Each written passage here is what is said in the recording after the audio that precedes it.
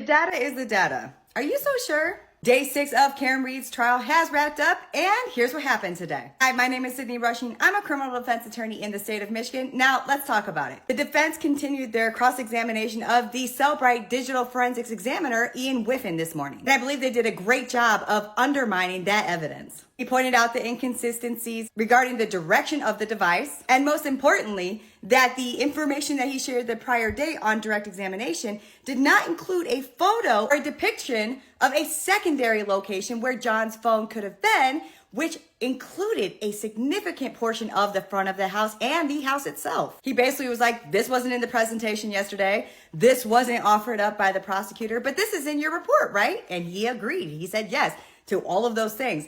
And what's crazy about that is all that is showing is that the prosecutor could have offered that information knowing it was going to come out, and they didn't. Again, the evidence is what the evidence is. The data is what the data is. But you're not sharing the whole story. And now the prosecutor is going to have a harder time showing the jury that he can be trustworthy and trusted because he withheld something that was pretty big, in my opinion. There was also questions about the phone battery temperature and basically how the information with John's phone is much different than the experiments that Whiffen did on other phones. Alessi asked questions regarding the phones themselves and about the chain of custody of those phones, which again, Whiffen said he never actually received the phones. He also didn't know about the chain of custody, which I pointed out to you yesterday that this was a pretty important thing. They also talked about the 2 a.m. timestamp regarding the search, about how long does it take to die in the cold, and how another software actually showed that same exact timestamp. Redirect Brennan tried to show that Whiffen was an impartial witness and has kind of no dog in the chase here. Brennan asked if Whiffen was asked to align the data to match a timeline that the prosecution was offered, and he said that he was not. But if that was true, why wouldn't you have included that second photo which showed a second area that John's phone could have been in? If that was true, if you weren't trying to stick to this certain timeline that the prosecutor wanted you to talk about, why didn't you include the second photo that the defense brought to your attention? Things that make you go, covering up a cover-up. Again, Whiffen also said that there's nothing to suggest that Jen's phone data was tampered with, but again, you didn't have the phone, you didn't get it directly from the phone yourself, so you don't know what happened to that data before it got to you. Whiffen said there's several things that can affect the accuracy of a phone, such as the location, the weather, and whether a body's laying on it, things like that. And then he also walked through how he analyzes a phone. And then on recross, Alessi kept it short and basically said, you just did this real-time demonstration, but there's still a prior version that has that 2 a.m. timestamp, correct? And he said correct. And we got to the witness a lot of people have been waiting for, which is witness number 12, Jennifer McCabe. And when she identified Karen in court, she gave her the craziest look. Again, during direct, Brennan asked her a lot of irrelevant questions that I don't think do anything for the jury except lead it to confuse or have all these facts that literally just don't matter. She's a close friend of John's. She's a friend of Karen's. Both her and Karen both have muscular sclerosis. They showed Jen some surveillance from inside the waterfall. She identified everybody.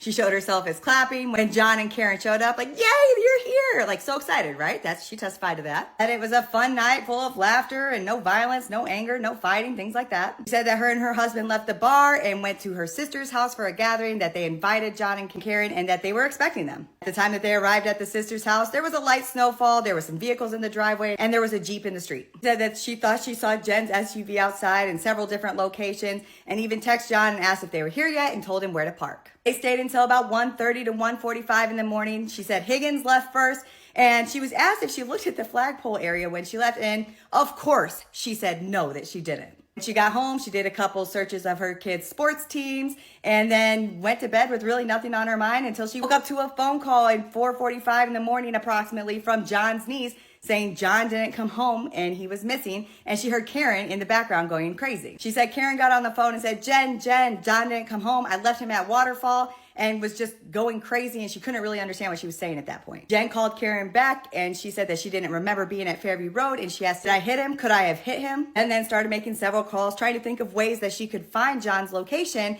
and then Karen showed up outside her house. The next thing after that, Carrie shows up outside the house. She said it was whiteout conditions and that Karen was literally hysterical and repeating everything, like nearly in 3 times each thing. Again, the shoes in the house testimony came up, and that is still like the most weirdest thing to me, why anyone would even be hooked on that or think that that was weird. Like, have you ever gone out for a night with drinking with your friends in college and were so far gone that when you got home, you didn't even change your clothes, maybe didn't even take off your shoes? Hello, it happens. Then Carrie, Karen, and Jen got in the car and decided they were going to go look for John. And during that time, Karen, I guess, asked if he could have been with Bella. And Carrie basically said, like, no, he could have been at another ex's house that was nearby. Then she recounted the story very similar to what Carrie said when they found John. And there's no surprise to that because, as we've already established, is that every single time that these two women talked to police officers or talked about the case, they were always together, making sure they have their story right, obviously. She said that while Carrie and Karen tried to revive John, she was kind of frozen in place,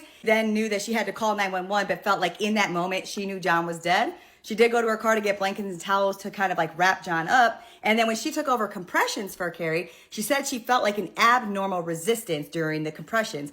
And my guess is that the defense tomorrow on cross-examination is going to ask about her experience with compressions, her experience doing those kind of things, to know what an abnormal feeling is when it comes to doing compressions. Because if it's not something you normally do, how do you know what it feels like? Because it's not a fun thing. You're literally cracking ribs. And the judge stopped testimony and dismissed the jury for the day. So tomorrow at day 7, her testimony will continue. And at some point, the defense is going to cross her. And we already know that it is going to be hot and spicy because it was during the first trial. So we know it's definitely going to be the same this trial. That's your recap for day 6. Thank you for being here and for following along. I'm hoping that you're finding these updates useful. And I look forward to seeing you tomorrow for our next recap and maybe again for another live viewing session. My question is to you on the outside looking in.